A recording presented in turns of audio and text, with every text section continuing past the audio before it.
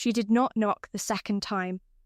She had knocked once, 2 hours before midnight, in the rain that had been falling since she crossed the creek 3 miles back, and she had stood on the porch with the child against her chest and the bundle on her back, and she had waited. The door had opened, and the man in the doorway had looked at her the way a person looks at something arriving out of the dark that requires a decision, and she had said, because she had decided on the walk that she would ask for the least possible thing, so that even the least possible thing might be granted. She had said, just shelter, just for the night. And then she would go. He had looked at her for a long moment, at the child, then at her face, then at the rain coming down beyond the porch roof. You'll have more than that, he said. You'll have a name, a home, and someone to stay. She had not known what to do with that, so she had stood in the rain a moment longer. Come inside, he said. Both of you, come in out of the rain. If you have ever heard a promise and not been able to believe it, stay with me. Please subscribe to this channel right now and drop the name of your city in the comments below. I want to see how far this story travels tonight. Every single name matters. Now come back to that porch in Wyoming in October of 1885, because the woman standing in the rain is about to learn something she has never learnt before, which is what it feels like when a promise is kept. Her name was May Louise Prentice, and she had been walking for 11 days. Before the walking there had been a house in Laramie that had belonged, in the legal sense, to her husband, whose name was Dodd. In the practical sense, the house had belonged to his temper and his debts and his sustained habit of treating both as things that were owed to him, and May had managed these facts for 4 years with the competence of a woman who had decided early that managing was what was available and had therefore become very good at it. The child was 18 months old. His name was Samuel. He had his mother's dark eyes and a temperament of considerable seriousness for his age, which revealed itself primarily as a refusal to cry in situations that warranted it and a willingness to study things at length instead. A corner, a shadow, a face, as though the world were a problem he was in the process of solving. What had changed in October was not a single thing, but the accumulation of things, the way a river changes, not dramatically, not with announcement, but with the slow and total conviction of water that has finally decided where it is going. Dodd had raised a hand to her twice before, and she had stayed. He had raised it to Samuel once, last Tuesday, and she had not stayed. She had taken the child and the bundle she could carry, and she had left before morning, while Dodd was in the state of sleep that followed the other state. She had gone north, because north was the direction the road went from the back of the property, and she had not planned past that. She had money enough for 3 days, coins from the kitchen crock she had been adding to for 2 years for exactly this possibility, though she had tried for 2 years not to know that was what she was doing. She had stretched 3 days into 11 by working where she could. Laundry in one town, kitchen work for 2 days in another, and moving between, and somewhere north of the second town the weather had changed, and the road had become a suggestion, and the suggestion had become this: a dark Wyoming night, a porch, a door she knocked on, because the light was visible from the road, and the rain was. Cold and Samuel had not complained once in 11 days, and she could not let him get wet all the way through and not try. The man who opened the door was named Cole Aldridge. She would learn this later. In the moment of the doorway, she knew only that he was large and weathered, and that his face in the lamplight had the quality she had learned to read first in any man's face, which was whether the danger was immediate, and it was not. His expression was the expression of a man confronted with something he had not anticipated and was taking seriously, which was different from threat, and she knew the difference. She had said the least possible thing. He had said the most. Inside, the house was plain and warm, and had the particular quality of a space maintained by someone living alone, not neglected, but arranged for one person's use, the corners accumulating the quiet debris of a solitary life. A rifle on the wall. A book open face down on the table. Boots by the door in a size that confirmed the man. A kitchen that was functional rather than tended. He gave her the chair by the stove, and he heated water without being asked, and he did not question her about where she had come from, or why she had come, or where she was going. Which she noticed, and which she filed in the part of her that was still doing the accounting even in exhaustion, the part that had kept her alive for 11 days and 4 years before that. He handed her a cup, and he found a blanket, and he put it around Samuel, who was awake and studying the man with the concentrated attention he brought to new things. "How old?" Cole said, nodding at Samuel. 18 months, she said. Cole crouched down to Samuel's level, which men rarely did, and looked at him directly. Samuel looked back. "Hello," Cole said. Samuel said nothing. He put his hand out and touched Cole's jaw, which was where his beard was, and examined the texture of it with the thorough interest of a child for whom beards were not yet ordinary. Cole held still and let him do it, which was the correct response, and the one that cost him the most careful effort to maintain, because children and animals could tell the difference between a person holding still and a person at ease, and Samuel appeared to be drawing a conclusion. He withdrew his hand and turned back to his mother. Assessment complete. Cole stood. He told her there was a room, his brother's room, unused for 2 years, and that she and the boy were welcome to it for as long as it was needed. He said this without conditions and without the particular emphasis men sometimes put on such offers to clarify that the offer contained something beyond what was stated. It was simply a room, and she and the boy were welcome to it. She looked at him across the kitchen. "Why?" she said. The same question she had asked the dark on the road for 11 days. Why would anyone? What is the cost of this? He considered it with the seriousness it deserved. "My mother came to a door once," he said. "Long time back. The man who opened it sent her away." He was quiet a moment. "I was with her. I was about his age." He did not look at Samuel when he said it. He looked at the stove. "I decided something, that night, about the man I meant to be." She held the cup in both hands. "There is no cost to this," he said. "I want you to know that." "There's always a cost," she said, because 4 years had made her careful. "Then I'll carry it," he said. "You've carried enough." She did not cry. She had not cried in 11 days, and she did not cry then, because crying required a safety she had not yet confirmed, and she was not a woman who cried before she had confirmed the ground beneath her feet. She drank the tea. She thanked him. She took Samuel to the room at the end of the hall, and she bolted the door, not against him, but because 4 years had made that the first thing she did in any room, and she lay down in the dark with the child against her, and she listened to the house and the rain and the silence that was simply silence, not the waiting kind. And she thought about what he had said on the porch. A name, a home, and someone to stay. She thought about the word stay for a long time before she slept. She was up before him.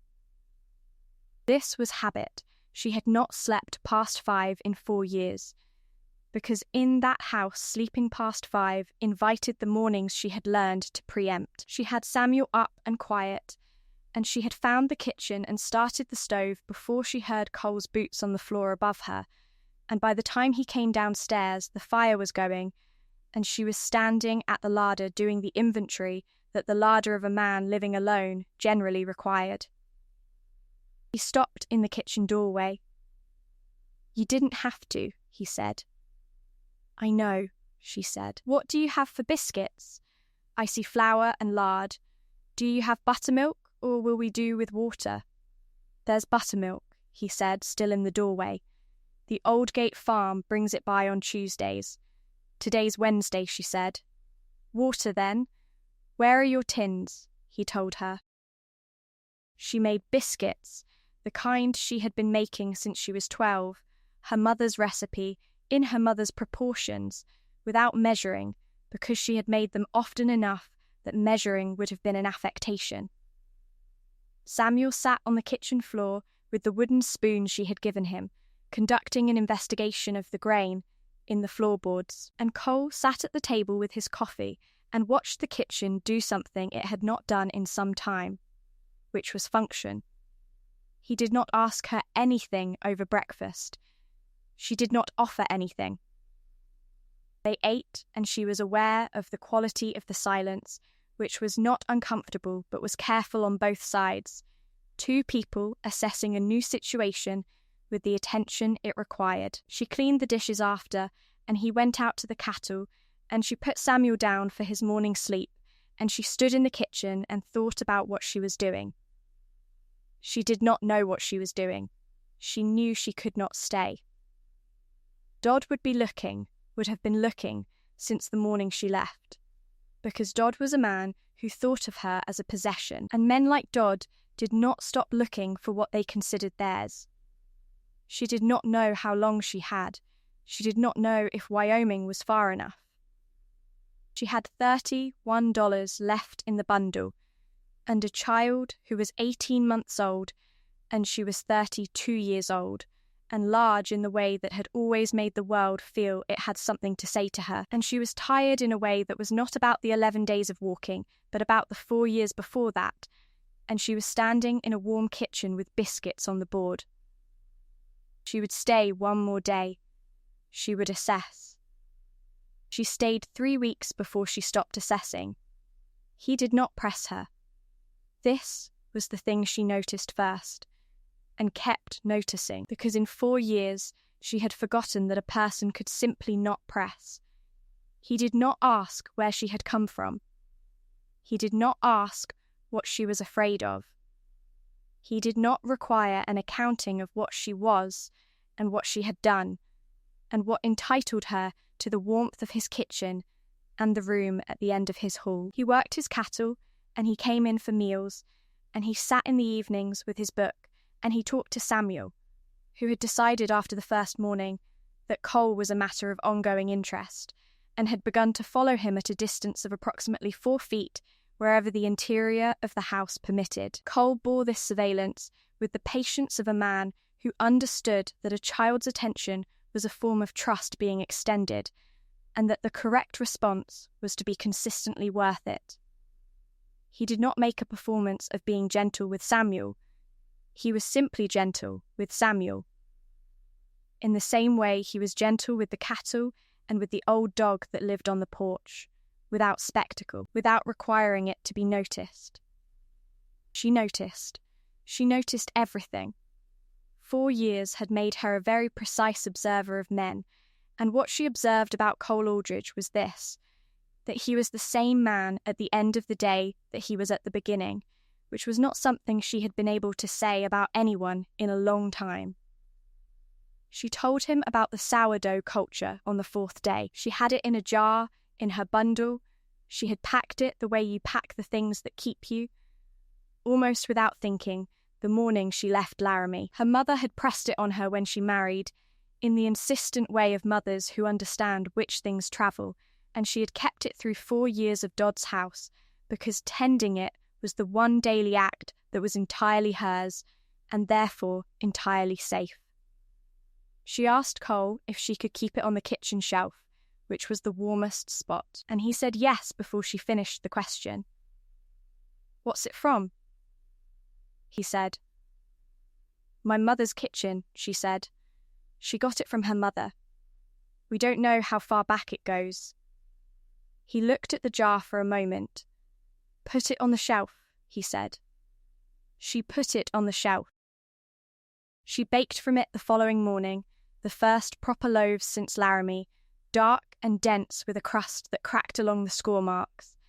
And when the smell of them went through the house, Cole appeared in the kitchen doorway and stood there as men tended to stand in kitchen doorways when the bread was right, not wanting to interrupt and not wanting to leave. Samuel was on the floor with his wooden spoon.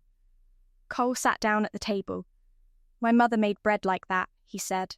"Mine too," she said. "All mothers do, I think. It's the most reliable thing one person can leave another." He was quiet a moment. "Did she? Leave you something?"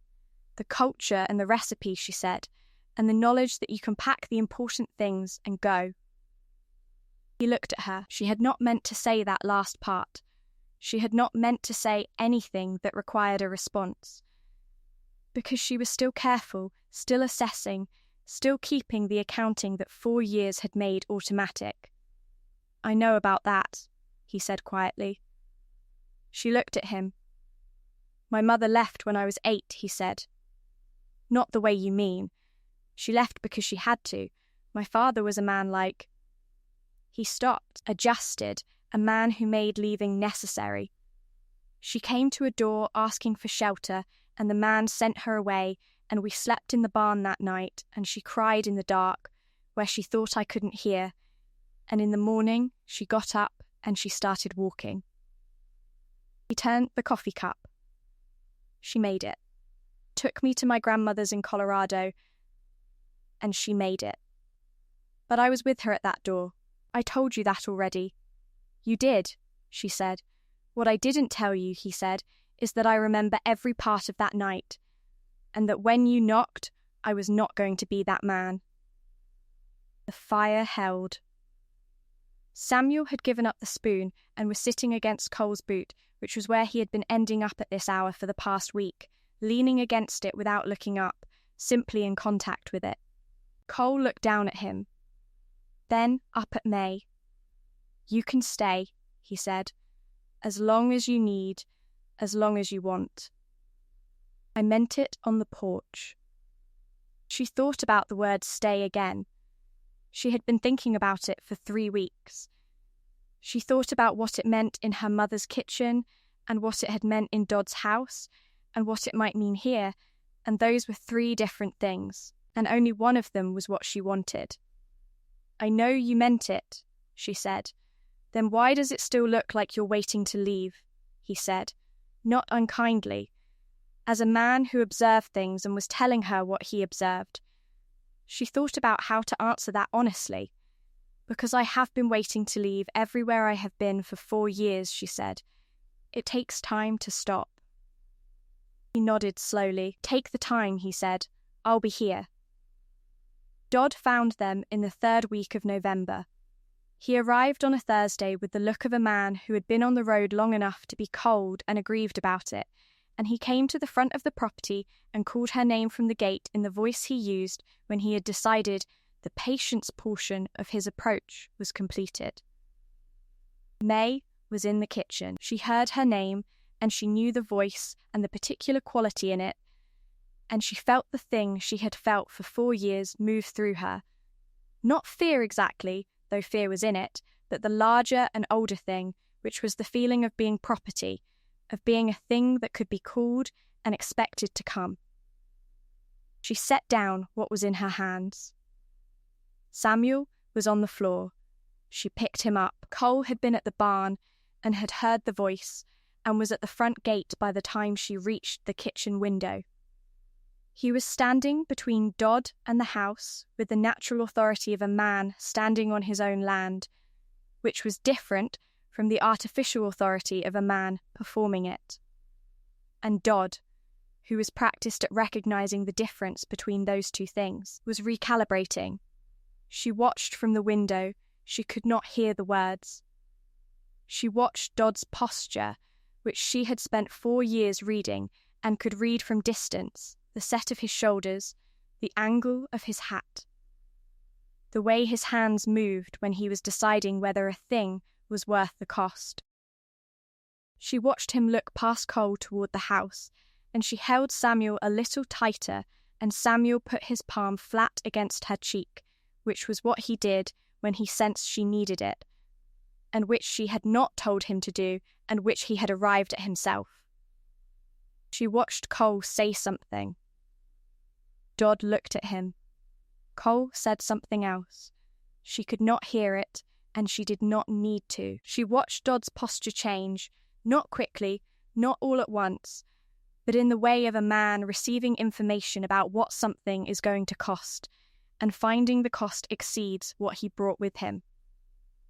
She watched him look at the house one more time. She watched him look at Cole. Then she watched him turn his horse. Cole stood at the gate until the road was empty. Then he came back to the house. She was at the kitchen table when he came in. Samuel was on her lap. She was not performing anything, not composure, not relief. She simply was. The way she had learned to simply be in the aftermath of things, taking up the exact space she occupied and no more. Cole washed his hands at the basin. "He won't come back," he said. "What did you tell him?" she said. "That you were my wife," he said. Then, before she could speak, "I know you're not. I know I had no right to say it. I needed something he'd hear, and that was the thing he'd hear." He turned from the basin. "I'm sorry if it wasn't. It's all right," she said. He looked at her. "Cole," she said. She said his name for the first time without the careful interval she had been putting around it, the way you put distance around something you're not yet sure of. She said it directly, the way she did things when she had decided. "Ask me." He was quiet for a moment. He understood what she meant. He took it seriously, the way he took everything seriously, turning it over once to make sure he had it right. "May," he said. "Will you stay? Not the other thing first, not the name or the home, just the word that was the hardest. The one that had 3 weeks of weight behind it." She looked at him across the kitchen. This man who had been the same man at the end of every day, who had crouched to Samuel's level and held still for the examination, who had stood at a gate in November and said something that cost him something, who had opened a door in the rain and given the most when she had asked for the least. "Yes," she said, "I'll stay." Samuel, on her lap, patted her hand with the editorial confidence of a child who has reached his own conclusion and considers the matter settled. They were married in December in the front room of the Aldridge house by the Reverend Matthias Greer, who had ridden out from town because Cole had asked him, and because the Reverend had known Cole Aldridge for 15 years and had been waiting a long time to be asked. Mrs. Oldgate came, and 2 of the ranch hands, and Cole's neighbour Harmon, who brought his wife and his opinion that it was past time, expressed only in the quality of his handshake. May wore her good dress, which she had packed from Laramie in the bundle without knowing exactly why. It was not the most practical thing to carry, and she had questioned herself about it on the road more than once. She knew now why she had packed it. Some part of her had known, on the morning she left, that she was not walking toward nothing. She had not let herself think it, but she had packed the dress. Samuel stood between them at the ceremony and studied the Reverend with his customary seriousness, and at the moment the Reverend asked Cole to speak his intention. Samuel said, "Go," which was the word he had been practicing most recently and which he deployed with authority.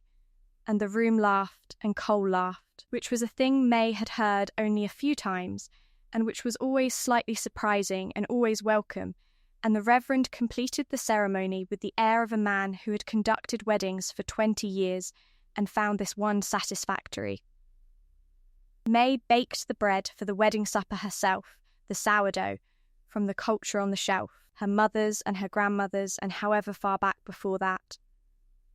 She had set it to prove that morning before the ceremony, and it was ready when they came back, and she put 4 loaves on the table, and they were gone before the evening was 2 hours old, which was the most honest possible outcome. After the guests went home and Samuel was asleep and the kitchen was quiet, Cole came and stood beside her at the window where she was looking out at the December night, the snow just beginning across the dark pasture. "May Aldridge," he said. She turned the name over, felt the weight of it. The name was the second thing he had promised on the porch, and here it was, not grand, not ceremonial. Just her name with his after it, said quietly in a warm kitchen, meaning you are here and you are known, and you are not going anywhere you don't choose to go. She had spent 4 years in a name that had felt like a lock. This one felt like a door left open. She had spent 11 days on a road asking the dark for the least possible thing and receiving, at the end of it, the most. She had spent 3 weeks learning, slowly, carefully, with all the caution that 4 years had built into her, that the ground beneath her feet was solid, and that solid ground did not require her to keep testing it, and that a man who said he would stay and then stayed day after day in the same way was simply telling her a true thing, and that true things were allowed to be received. She was receiving it now. All of it. The name and the home and the someone who had stayed. She put her hand in his. Outside, the snow came down over Wyoming in the dark, quiet and unhurried, covering everything that needed covering and leaving the rest. The house was warm, the bread had been good, the child was asleep. She was exactly where she was, and she was not waiting to leave. That was the whole of it. That was everything.